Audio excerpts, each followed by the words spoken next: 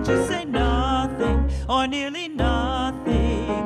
I have used up all the skill I know, and at the end I've come to nothing, and I mean nothing. So I come back to my first note, as I must come back to you. I will pour into that one note all the love I feel for you. Anyone who wants the whole show, read me for so la ti do. He will find himself with no show. Better play the note you know.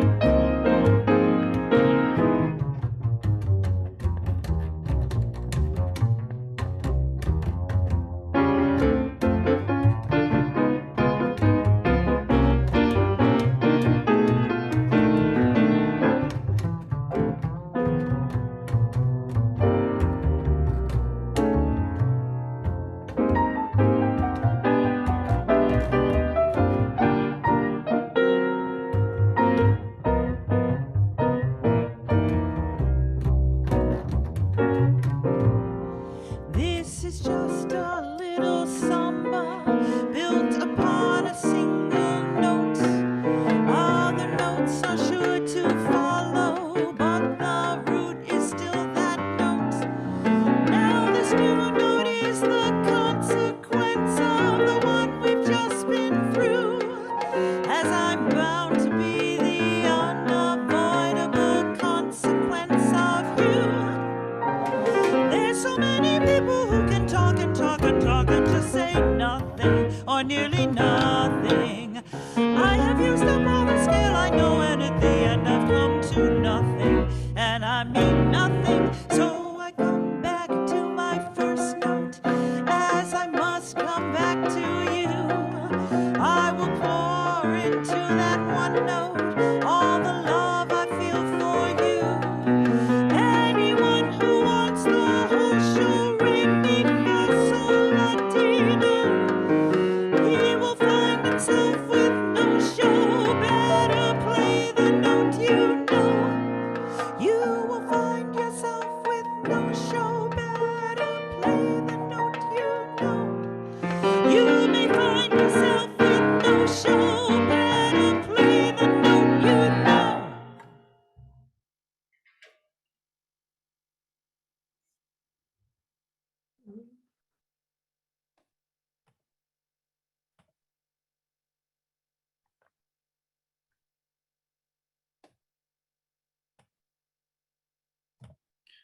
Wonderful. Thank you so much. Welcome, everyone, to worship at First Unitarian Church of Rochester. Our mission here is that through spiritual connection in community, we listen deeply to others and ourselves, we open to wonder and transformation, and we serve together with love and humility. We acknowledge with respect the Seneca Nation, keepers of the Western Door, and part of the Haudenosaunee people, on whose ancestral lands First Unitarian now stands. I want to give a warm and hearty welcome to any newcomers who may be with us, in addition to everyone joining us this morning. Please do reach out to connect. You can connect with our membership coordinator, Shannon Foos. You can follow the link that's being posted in the chat so that we can get in touch with you. And of course, you can join us after the service, and everyone is invited to hang out after the service. We'll have our connection and conversation in breakout rooms right here in Zoom after the service to connect with our fellow Unitarian Universalists.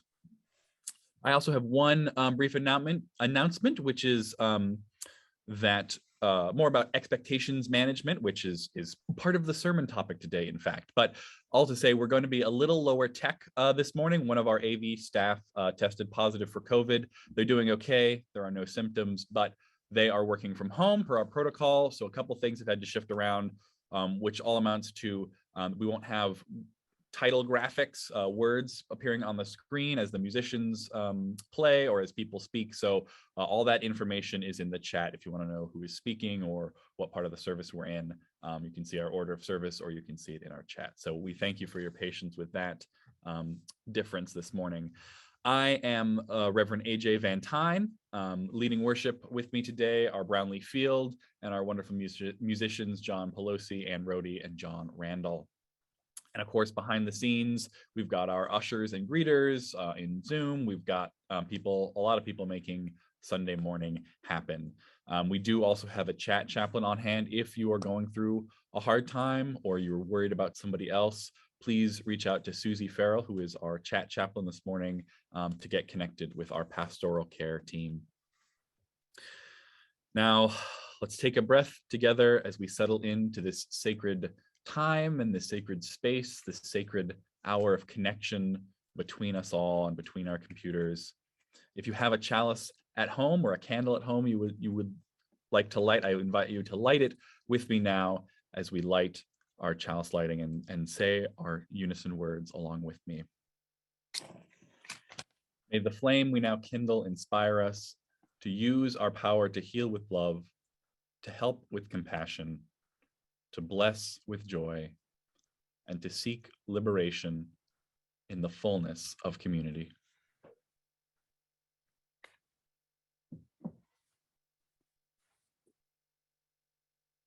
Good morning. I hope you're not or have not been a victim of identity theft, but statistics say that perhaps half of us have. I've had my identity stolen several times. I've gotten bank accounts opened by somebody, and I've had unemployment insurance applied for and gotten in my name. And I've received debit cards in the mail from banks that I don't know and for accounts that I didn't want. And in the case of unemployment insurance, with benefits in the account that I did not ask for. I've become pretty well versed in how to protect my identity. And then I have accounts with all the 3 credit bureaus and have all my credit reports locked. And if I had to give one suggestion, to anybody, is to lock your credit reports. It's free, doesn't cost anything. Identity theft is more than just an annoying and time-consuming burden. It's kind of unsettling. It forces you to prove that you are you.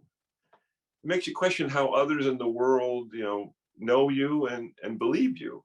It kind of fosters a little bit of paranoia sometimes. I was even thinking that talking about it here might be risky. It can be stressful. But I don't have that problem here at church. I don't need to prove that I am who I am. I'm known, I'm seen, and appreciated. And isn't that one of the many reasons that we come to church? Here we can be our authentic selves. We are seen, we are known, and we are appreciated. Good morning.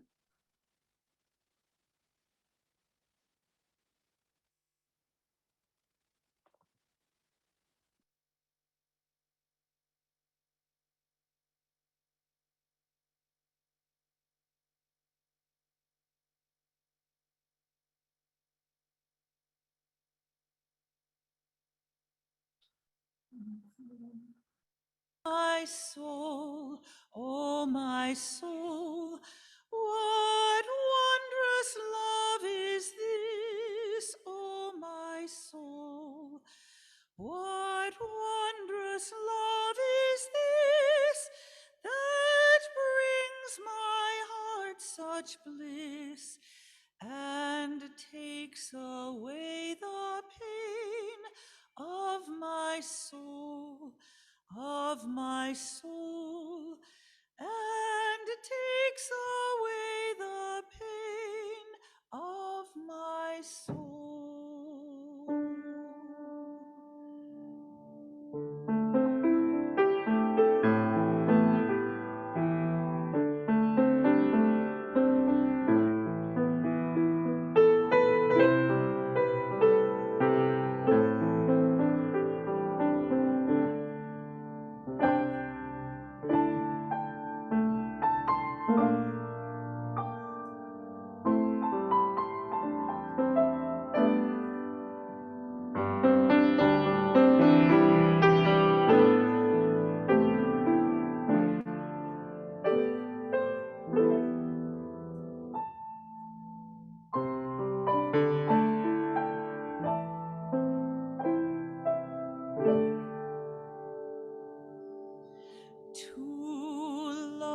love and to all friends I will sing, I will sing. To love and to all friends I will sing. To love and to all friends, oh, pain and sorrow mend, with thanks unto the end. I will sing, I will sing, with thanks unto the end. I will sing.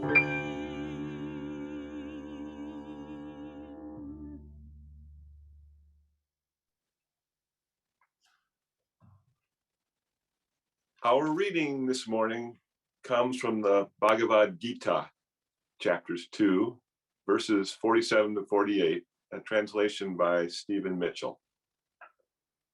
You have a right to your actions, but never to your actions' fruits.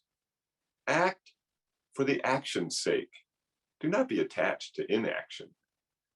Self-possessed, resolute, act without any thought of results, open to success or failure.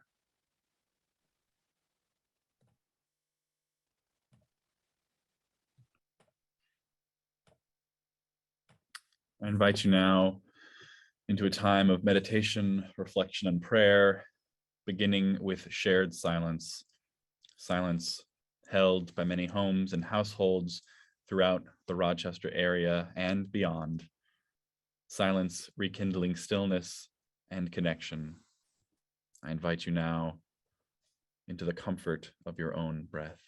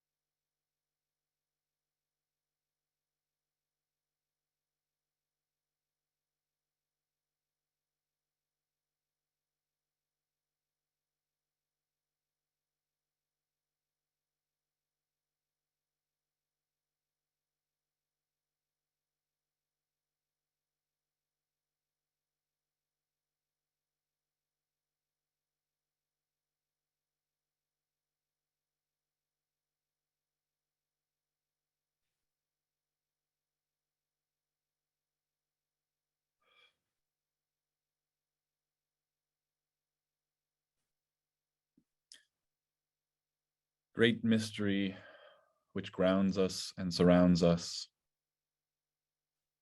Divine presence known by many names and in many ways.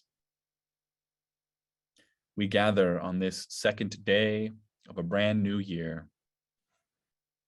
Spirits full of hope, spirits full of concern, gratitude as well as exasperation,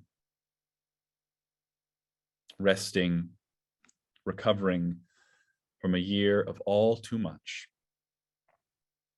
bracing for another year we know will also be full. God of many names, let us remember the namesake for January, Janus, the two-faced Roman god of beginnings and endings. One face looking back as we reflect upon the past. One face looking forward, ready to greet the future.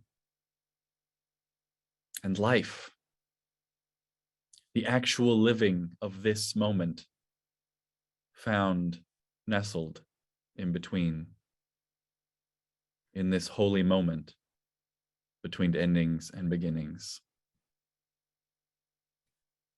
In this holy moment, we look back and grieve for those that we lost this past year, for hardships and pain endured by ourselves, by those we love, and those around the world who we know suffer under the forces of exploitation, of hatred, and unraveling chaos. May we be the bringers of compassion and joy to a broken and hurting world. In this holy moment between endings and beginnings, we look back with gratitude for the moments of joy this past year, the times that we have not only survived, but thrived in a difficult year. We look back with gratitude, even if all we did this year was survive. We have gratitude for our successes and our triumphs, our moments of pride for our loved ones. May we cherish the moments of warmth that we have been blessed to experience and rekindle that joy for others. In this holy moment between endings and beginnings, we look forward, knowing that the next year, as every year, will have its losses and bounties, its struggles and its gifts. As this holy moment transitions into the next, and the next, and the next, may we listen to the truths within us and among us. May we open our hearts to unfolding blessings we never thought possible. And may we serve the greatest good we can with others in joyful solidarity. May it be so. Amen, and blessed be.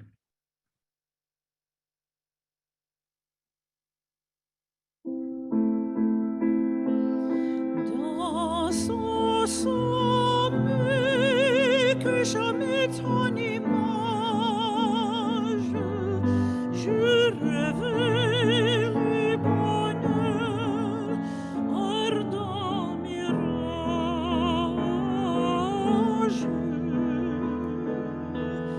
Tes yeux étaient plus doux, ta voix pure et sonore. Tu rayonnais comme un ciel éclairé par l'aurore.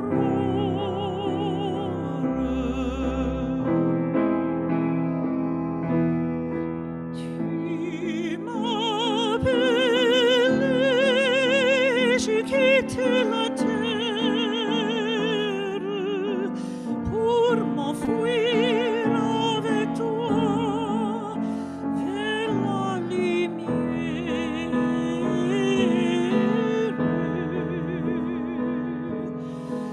Les cieux pour nous entr'ouvrent le nuit, splendeurs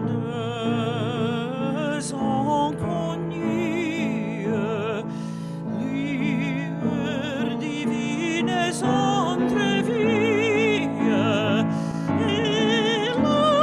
Hélas, hélas, triste rêve des songes,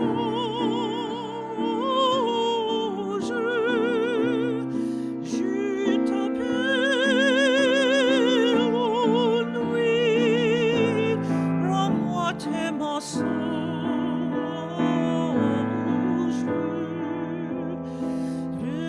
Reviens, reviens, radieuse. Reviens aux nuits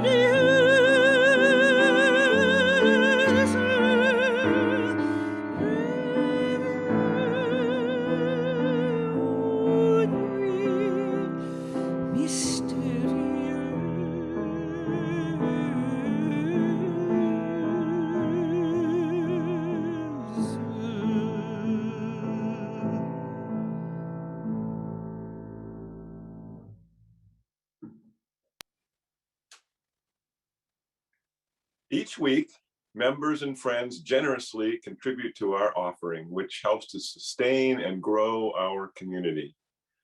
This collection supports the work and witness of our church. And each week, We give half of this collection to a partner organization, helping those in need and working to create a more just and loving world. This week, we're sharing the play collection with River Flow Soccer Club. The name of the sports team was inspired by Ecclesiastes. All the rivers flow to the sea, yet the sea is not full.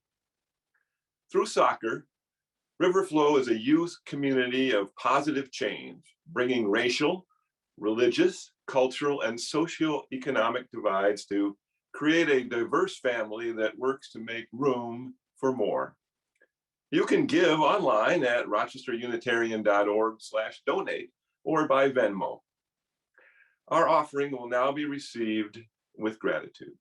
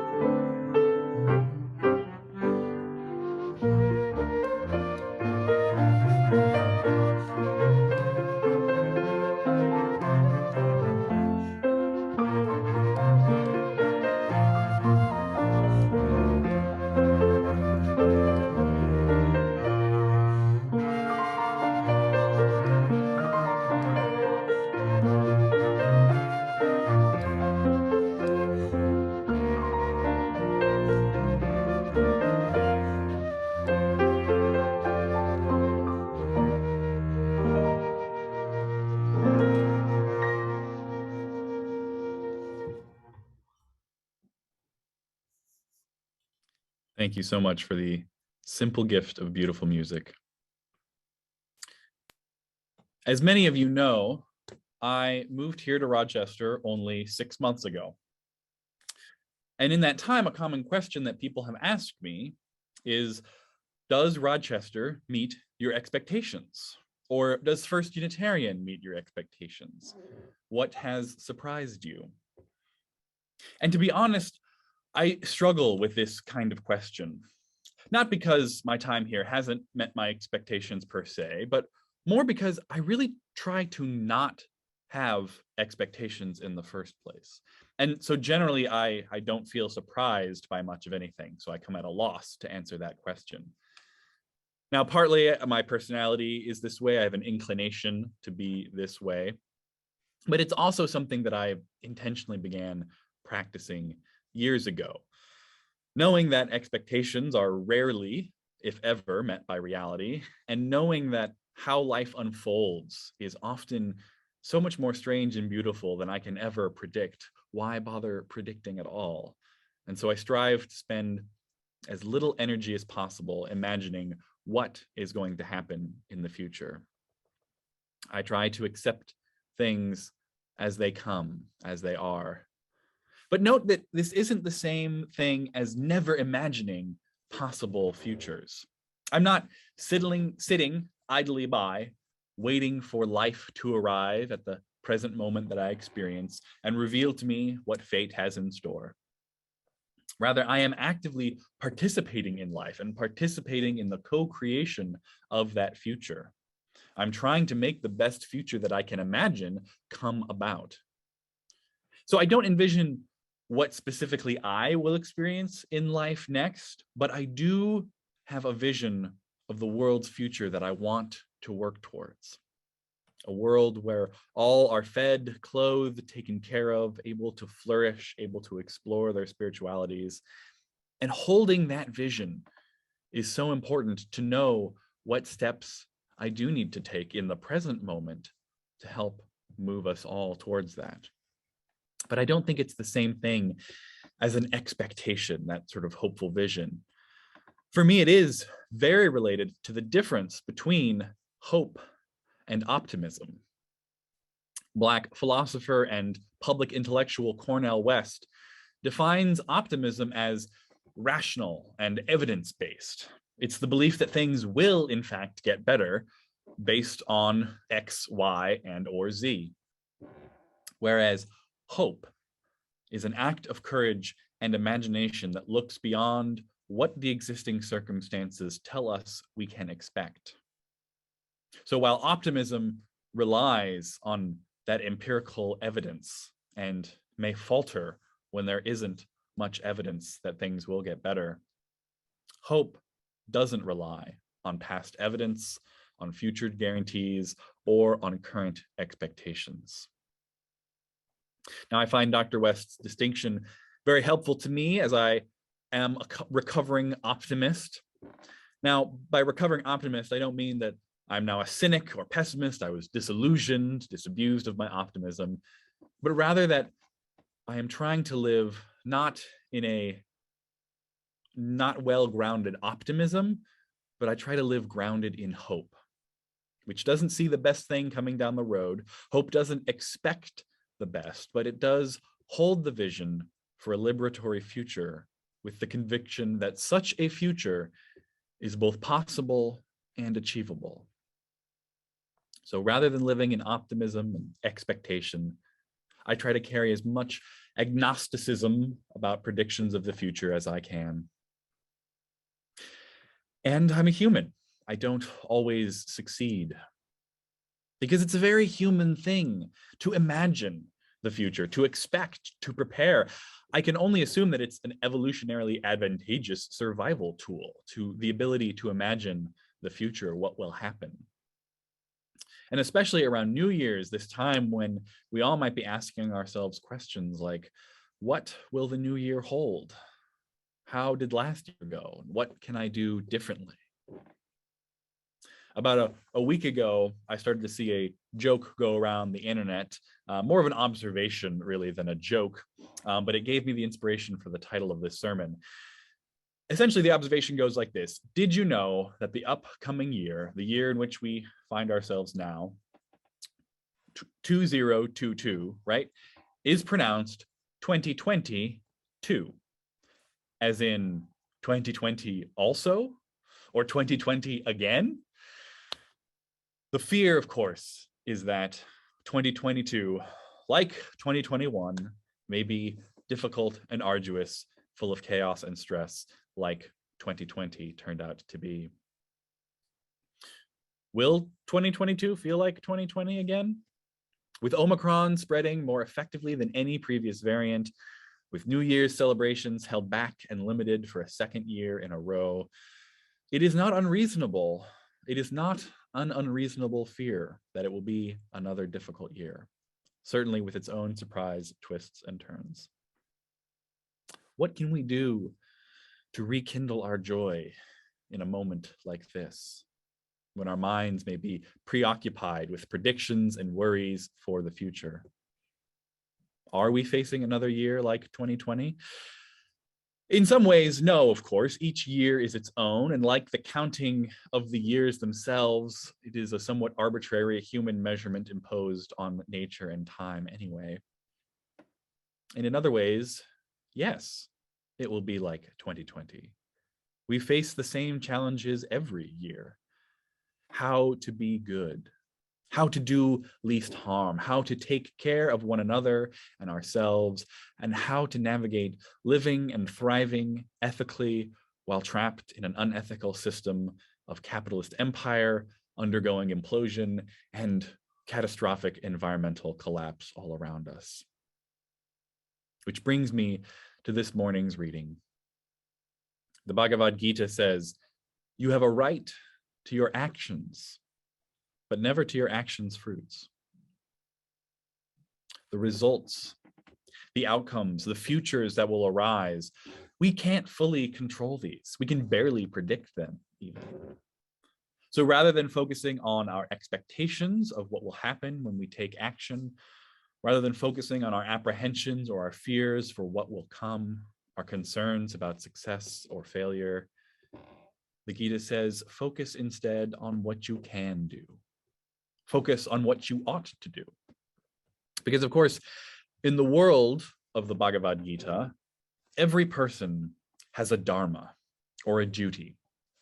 And there's a very real sense, this is a very real sense of what one ought to do based on their location in society, their location within a family. And this is what the Gita is instructing the listener to fall back on.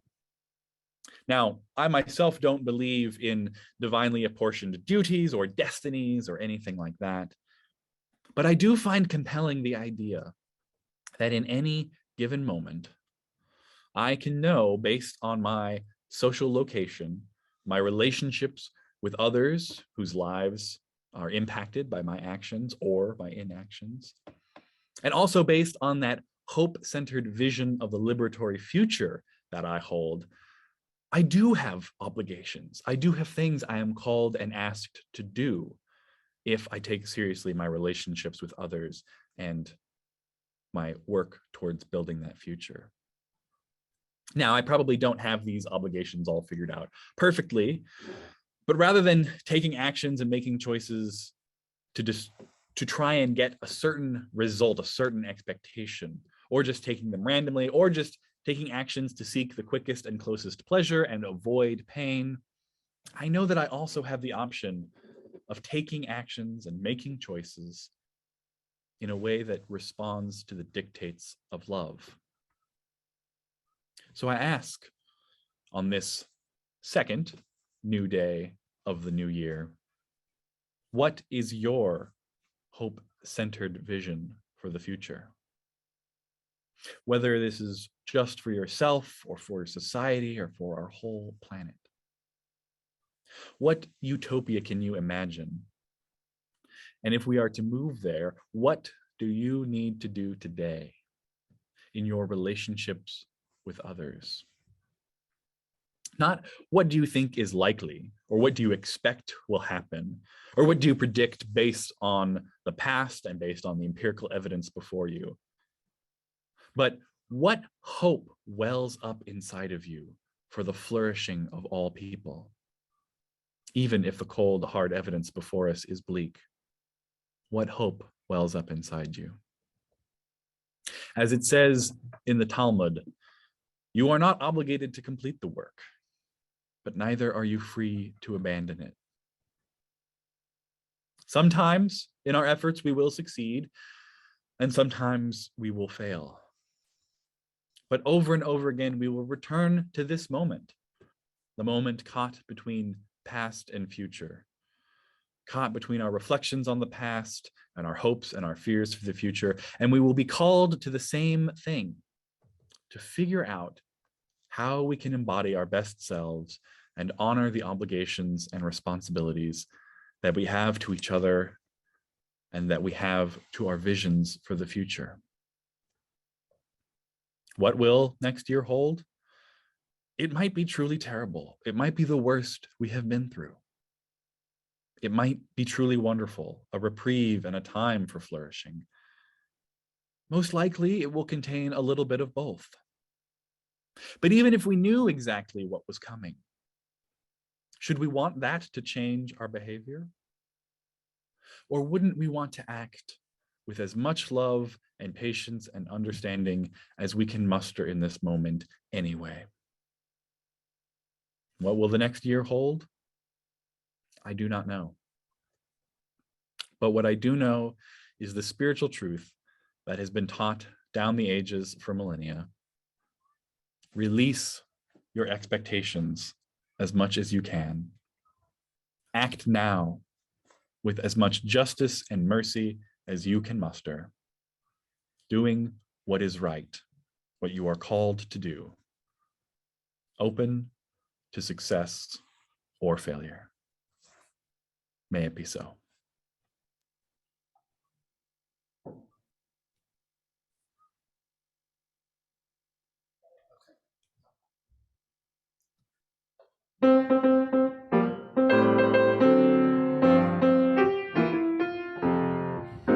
Nothing's impossible, I have found. For when my chin is on the ground, I pick myself up, dust myself up, and start all over again. Don't lose your confidence if you slip. Be grateful for a pleasant trip, and pick yourself up, dust yourself off, start all over again. Work like a soul inspired till the battle of the day is won. You may be sick and tired, but a new day has begun. Will you remember the famous men who had to fall to rise again? So take a deep breath, pick yourself up, and start all over again.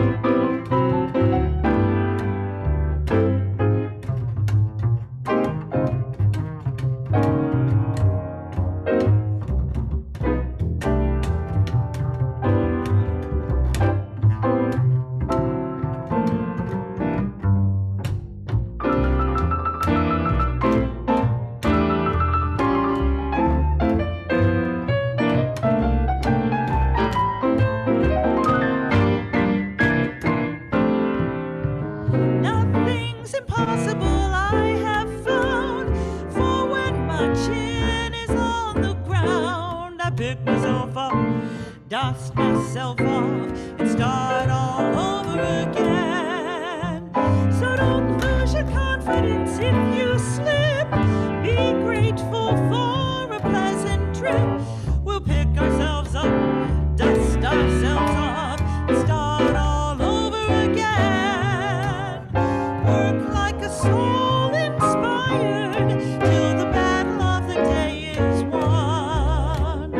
You may be sick and tired, but a new year has begun.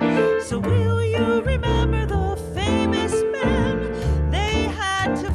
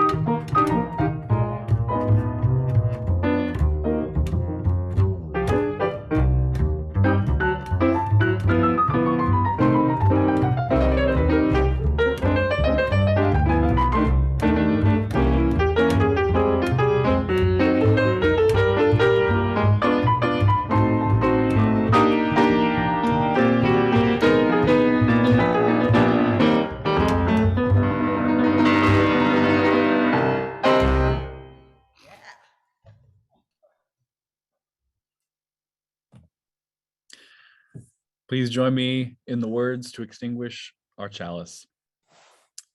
We extinguish this flame, but not the light of truth, the warmth of community, or the fire of commitment. These we carry in our hearts until we are together again. Beloveds, may you pick yourselves up again whenever you have fallen down. May you let go of expectations and results and act justly, resolutely, for the mutual flourishing of all. May it be so. Amen, and blessed be.